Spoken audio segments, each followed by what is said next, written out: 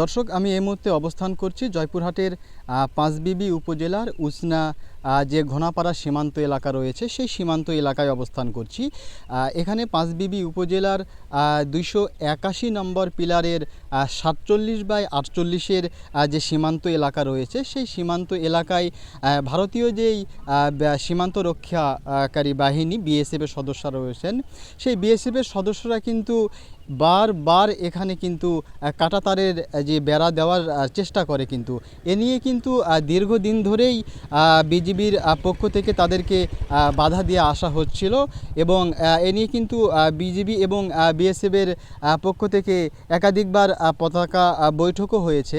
সেই পতাকা বৈঠকে কিন্তু ভারতীয় যে বিএসএফের যে কর্মকর্তারা রয়েছেন তারা কিন্তু কাজ বন্ধ রাখার প্রতিশ্রুতি দিয়েছিলেন এবং কিন্তু দীর্ঘদিন ধরেই পাঁচবিবি উপজেলার ঘোনাপাড়া সীমান্তের যে কাঁটাতারের যে বেড়া দেওয়ার সেটি কিন্তু তারা বন্ধ রেখেছিলেন। তবে হঠাৎ করেই যে ভারতের যে বিধানসভা নির্বাচনের পর থেকেই কিন্তু সীমান্ত এলাকায় বিএসএফের যে সদস্যরা রয়েছেন তারা কিন্তু অনেকটাই ব্যাপক তোড়জোড় চালিয়েছেন। তো এরই ধারাবাহিকতায় কিন্তু বেশ কয়েকদিন থেকেই পাঁচবিবি উপজেলার ঘোনাপাড়া যে সীমান্ত রয়েছে সেই সীমান্তের 281 নম্বর পিলারের 47/48 যে সাব পিলার রয়েছে সেই সীমান্ত এলাকায় কিন্তু ভারতীয় যে সীমান্তরক্ষী বাহিনী বিএসএফ রয়েছে তারা কিন্তু বেশ কিছু এলাকায় আবারও কিন্তু কাঁটাতারের বেড়া দিয়েছেন। তো এ নিয়ে কিন্তু বিএসএফের যে সদস্যরা রয়েছে তারা কিন্তু বারবার কিন্তু তারা এই যে দুঃসাহসিক সেটা কিন্তু তারা দেখিয়ে থাকে এবং আন্তর্জাতিক যে সীমানা আইন রয়েছে সেটি কিন্তু লঙ্ঘন করে তারা কিন্তু কাঁটাতারের বেড়া দেওয়ার কাজ করছিল। তবে বাংলাদেশের যে বর্ডার গার্ড রয়েছেন, বিজিবি সদস্যরা রয়েছেন, সেই বিজিবি সদস্যরা কিন্তু তাদেরকে বাধা দেওয়ার কারণে আবারও সেই কাজ কিন্তু বন্ধ রয়েছে।